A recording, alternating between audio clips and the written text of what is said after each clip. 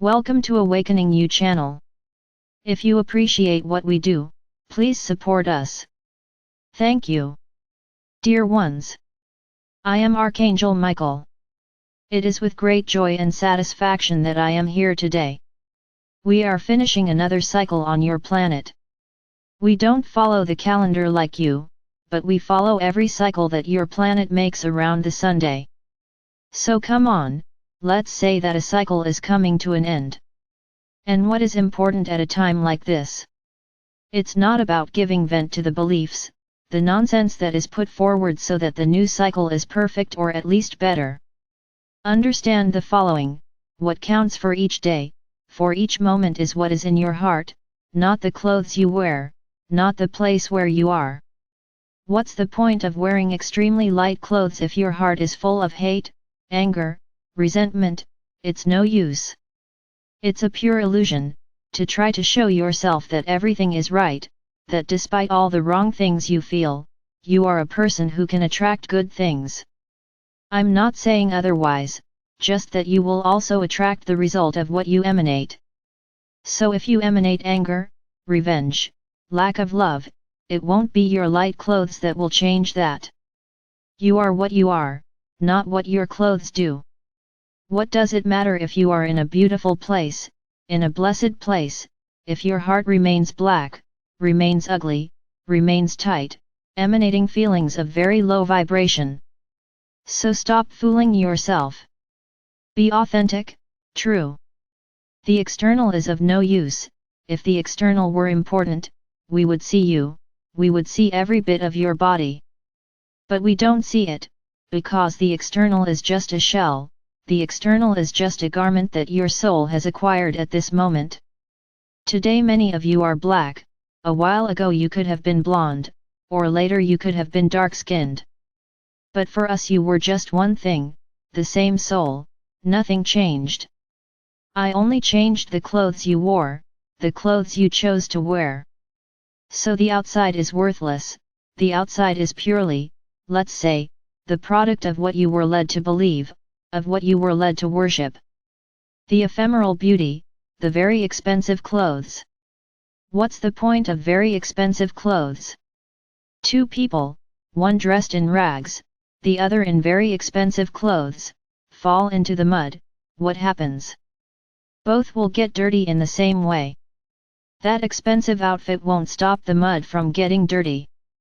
So realize that you value completely the wrong things.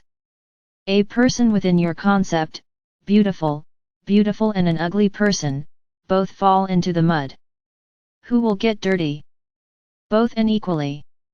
Whoever is more beautiful will not become cleaner, because you are all the same, only you were led to value futile and ephemeral things.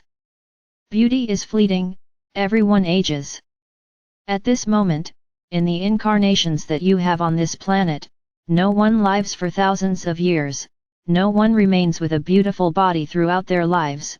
You grow old, and many look horrible when they get older, within the concept of that beauty you had when you were young. And there? Will beauty keep them from dying? Will beauty keep them from getting sick?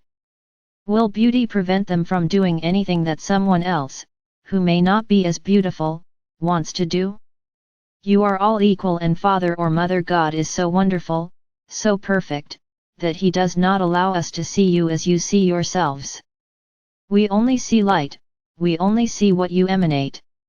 So it's easy for us to know who has an enlightened heart and who doesn't.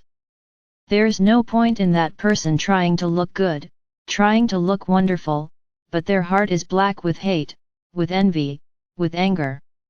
We see the heart, not the attitudes.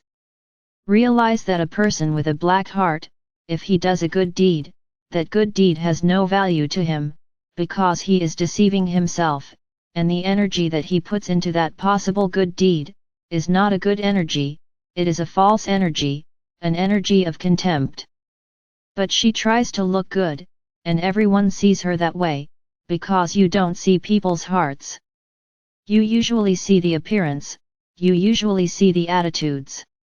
So if someone does good, supposedly as you say, without looking at who, but you don't try to find out what that person's life is like, what they did to achieve that, what they are like on a daily basis.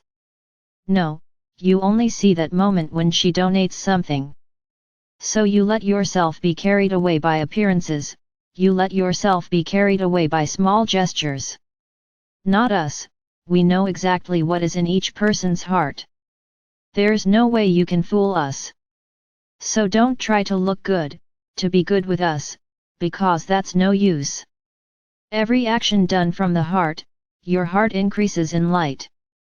So we know at that moment that a charitable action was done, that an action was done for the benefit of others.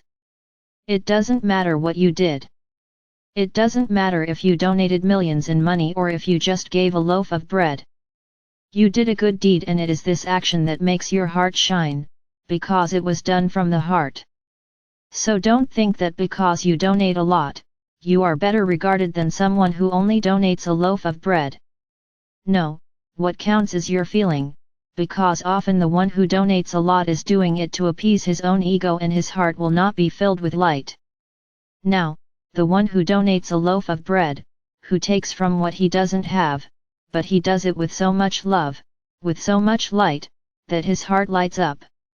So yes, the heart vibrates, the heart increases in light. So don't try to deceive yourself and consequently try to deceive us.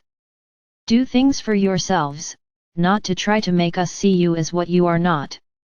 There is no deceiving us, there is no deceiving yourselves. You deceive yourself because you want to deceive yourself, you know exactly what you are. No one is perfect, none of you are perfect, none. If they were perfect, they would not be incarnated, they would not have lessons to learn, they would already be in the higher dimensions. So don't think you're perfect, don't think you're without mistakes, don't think you're better than others. Because every time you think, I'm better than the other, the slip is ugly, because the ego is still screaming inside. No one is better than anyone else, in any sense, not because they are more beautiful, not because they have more money, not because they are more intelligent. Each one had their opportunity according to their soul journey. If your soul is a soul that has no desire to learn, no desire to evolve, it will always be a poor soul. But not in the truest sense of the word, poor in spirit, who doesn't like to learn, doesn't like to evolve, doesn't like to improve, always wants to live in the same way. This is a decision of the soul. On the other hand, there are those who don't conform, who think they can get there, and they do, because they believe in themselves. So I would like you to make an overview at the end of the cycle, make a list of all those things that you still need to improve. No one is pointing fingers at anything. What we want with this is for you to be truthful, is that you be firm with yourself. What do you lack today to become a better person? What is missing? What adjectives, what postures, what habits, customs do you still need to work on? This is not an easy exercise, and many will not do it, because they think it is all nonsense. So I tell you the following: whoever wants to change, whoever wants to improve, whoever wants to become a better human being every day will do it, and you will write everything that is necessary to improve your journey. Don't do it with the ego, tear the ego out of your hearts and simply write. But not with judgment. It's a conscience. What is consciousness? It's knowing clearly what happens. So if you are aware that you need to improve at point A, at point B, at point C, I applaud you. Because you are not letting your ego tell you that you are ready, you are admitting failure. Realize, I'm not saying an error, I'm saying a failure. You still have many flaws to correct. So try to write down these failures. Do this homework. It doesn't matter what you write, because it's not sitting down and starting to write. No. Go within, call on your higher self, say a prayer and make yourself available to the higher self. Ask him, my higher self, show me where I need to improve. And simply, let his hand write whatever he wants. Do this in a moment of great introspection, and above all, in a moment of great love for yourself.